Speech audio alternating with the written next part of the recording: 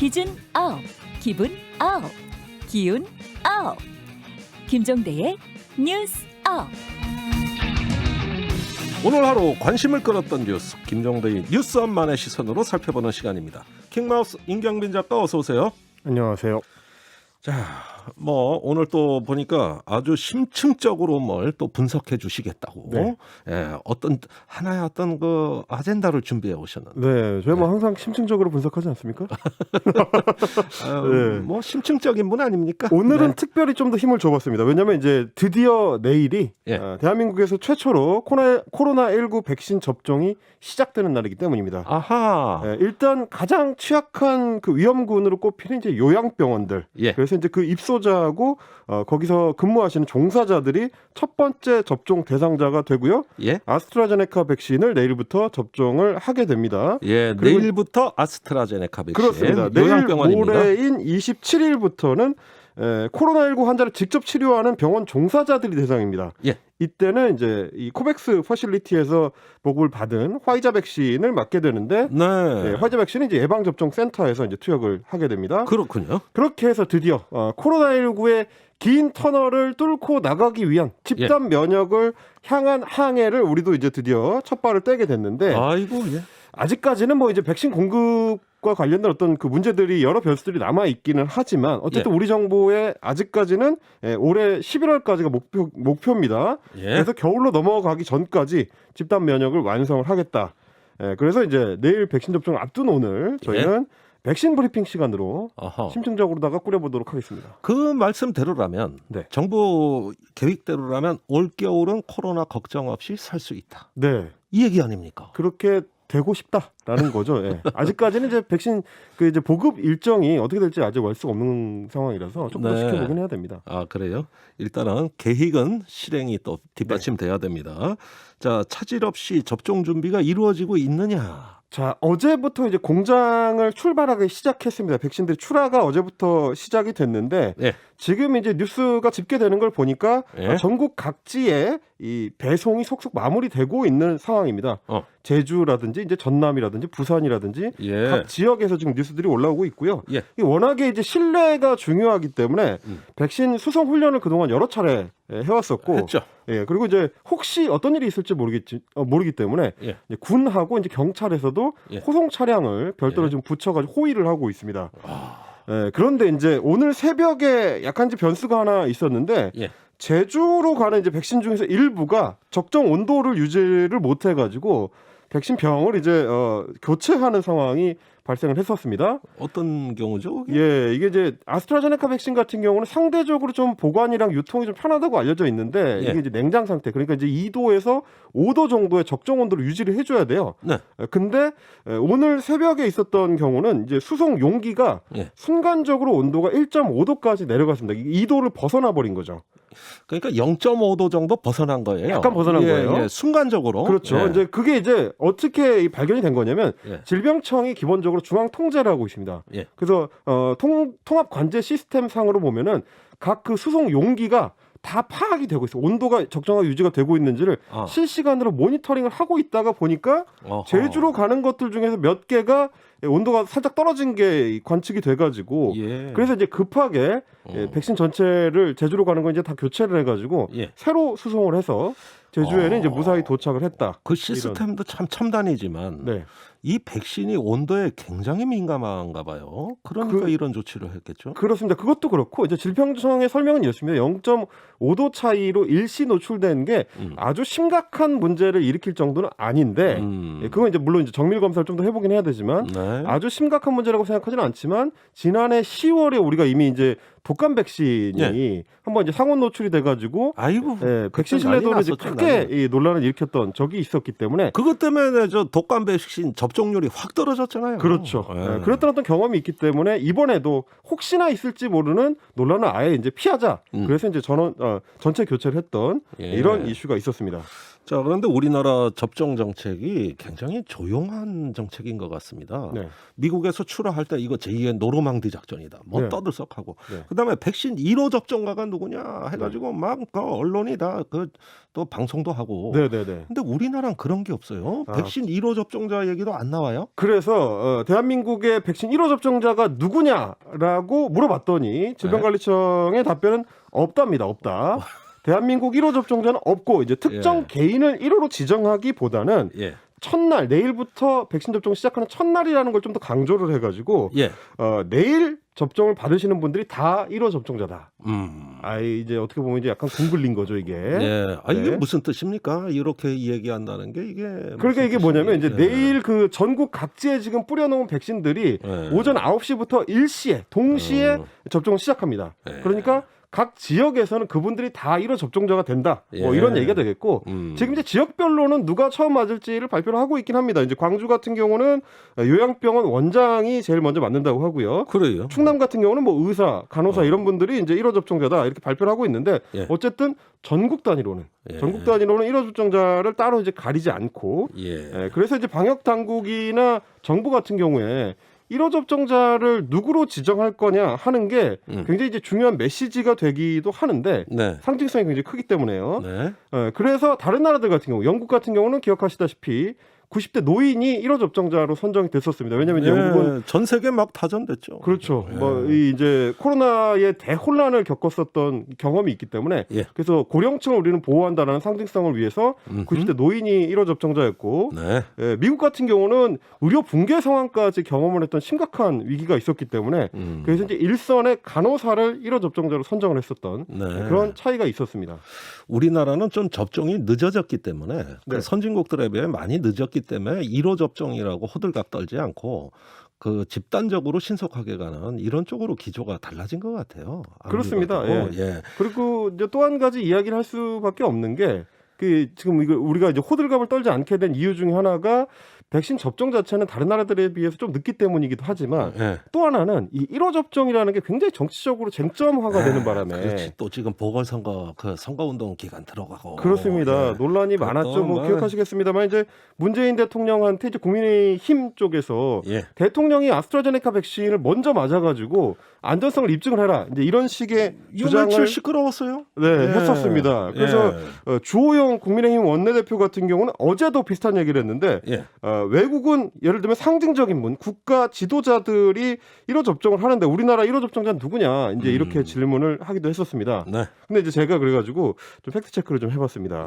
이 1호 접종이라는 그 상징성을 부각시켰던 국가들이 대부분 뭐냐면 이제 특히 이제 미국이나 유럽 같은 나라들은 백신 자체에 대한 불신이 굉장히 좀 높은 나라들이에요. 그렇군요. 그렇죠. 이제 안티백서들이라고 해가지고 백신 음모론이 굉장히 좀 팽배한 나라다 보니까 먼저 맞는 사람을 집중 부각을 시켜가지고 이 백신이 안전하다라는 걸 입증할 필요가 있었던 나라들이 굉장히 좀 중요하게 부각시켰던 게 있고 또 하나는 뭐냐면 팩트 체크를 막상 해보니까 주호영 원내대표의 말과는 다르게 외국은 상징적인 사람, 국가 지도자들이 먼저 맞더라라는 얘기가 틀렸더라는 거죠.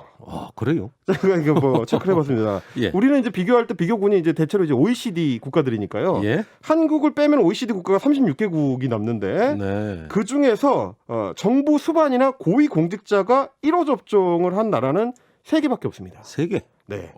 이스라엘하고 체코하고 터키인데요. 이스라엘하고 체코 같은 경우는 이제 총리가 1호 접종을 했고 터키 같은 경우는 보건부 장관이 맞았습니다. 근데 요 딱 3개 나라 제외하고 나머지는 다 다른 사람입니다. 자, 대부분의 나라들, 그러니까 20개 나라들 같은 경우는 중환자실, 요양병원, 양로원 이런 데서 근무하고 있는 의료진들이 1호 접종자로 선정이 됐었고요. 미국이나 멕시코, 뉴질랜드 이런 나라들입니다. 그리고 나머지 13개 나라들은 요양병원이나 양로원에 거주하고 있는 고령자들 이렇게 했습니다. 그러니까 우리나라 같은 경우는 이 두 개를 섞은 거죠. 요양병원 의료진하고 거기에 계시는 고령자들을 섞어서 우리는 먼저 접종을 하는 대상자로 삼았다. 이렇게 생각을 하면 될 것 같고요. 그러니까 이제 이번 코로나 방역 전국을 쭉 돌아보다 보면 지속적으로 자꾸 이제 방역이랑은 직접적인 상관이 없는 예. 어떤 정치적 논란들이 끼어들다 보니까 특히 백신 맞는 이 중요한 문제에 있어서도 쓸데없는 논쟁이 자꾸 벌어지지 않는가 이제 이런 고민을 좀 하게 됩니다. 그 쓸데없는 논쟁 중에서 네. 최근에 기겁한 논쟁, 이건 뭐 접종 1호가 누구냐에 아주 비견할 바가 못 되는 네. 더 충격적인 어떤 그 이야기가 나온 게 최근에 의사협회가 의료법 개정안 통과를 반대하면서 네. 이러면은 파업할 수도 있다 하면서 그렇죠. 백신 접종도 그러면 차질을 빚을 수 있다는 이야기를 해버렸으니 네. 이거 참 어떻게 생각해봐야 됩니까 이거? 자, 그렇습니다. 그 의사협회 쪽에서는 뭐 중대범죄자들을 대상으로 해서는 의료 면허를 취소하거나 중지시키는 예. 그 법안이 이제 의사들을 위협할 수 있다 이런 명분을 좀 걸고 있긴 한데 예. 의협에서 이거 이대로 추진하면 우리가 파업할 수도 있다라고 나오니까 이번에는 한의사협회에서 예. 반대로 나왔습니다. 그러면 의사들이 안 하겠다 그러면 우리가 하겠다. 한의사들이 한의사들이 할 테니까 우리한테 권한을 달라. 이런 주장을 하고 나온 겁니다. 한의사협회 측의 주장은 이렇습니다. 예. 원래 의사만 의료인인 게 아니고 우리도 의료인이다. 그렇지. 실제로 제가 찾아보니까 이제 의료법상 의료인의 범주 안에 예. 의사뿐만 아니라 간호사나 뭐 치과 의사나 한의사나 뭐 이런 분들이 다 포함되긴 하더라고요. 네. 자, 우리도 의료인이고 그래서 우리가 이 훈련을 받는 과정에서도 기본적인 훈련은 똑같이 받는다 우리도. 그러니까 우리도 예방 접종 할 수 있다. 예. 우리한테도 열어달라 이런 주장이고요. 예.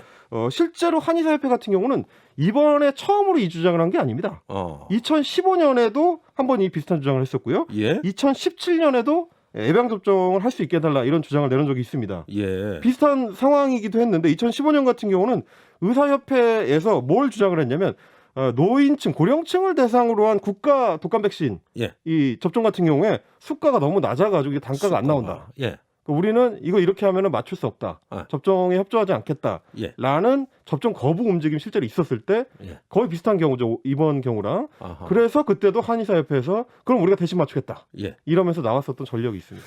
의사협회하고 한의사협회가 일종의 어떤 그 경쟁 관계라면 네네네. 의사협회가 이렇게 나올 때 우리는 다르게 나가겠다. 그렇죠. 이런 한의사협회들의 어떤 그 행동이 상당히 대조적이고 네. 비교가 돼 보인단 말입니다. 사실 이제 대조가 되려고 일부러 그러는 거기도 하니까요. 그런 측면이 있는 거죠. 예. 자, 그런데 한의사들이 백신을 접종한다는 건 백신은 양약 아니에요. 그렇죠.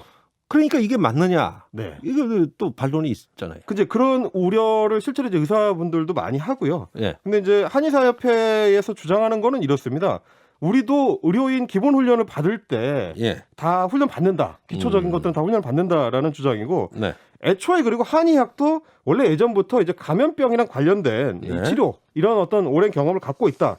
이 주장을 하고 있는데 사실은 백신을 맞아야 하는 어떤 그 국민들 입장에서 걱정이 되는 거는 부작용이 발생했을 때 이 전문 분야가 아닌 한의사들이 거기에 대응을 할 수 있느냐 이런 걱정이실 거예요. 특히 이제 뭐 아나필라시스라고 해가지고 급성으로 알레르기 반응이 일어나는 이런 심각한 부작용이 나타났을 때, 네 그런 게 나타났을 때 한의사들이 대응을 할 수 있느냐 이런 걱정인데 한의사 협회의 주장은 이렇습니다.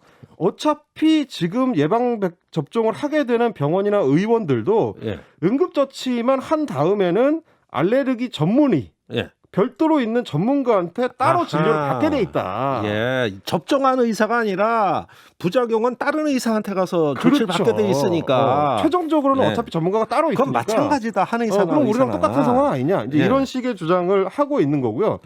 그러면서 이제 예방 접종을 지금 의사들만 주도할 수 있게 해놓은 거는 이게 오히려 이제 의사들의 족점을 강화시키는 거다.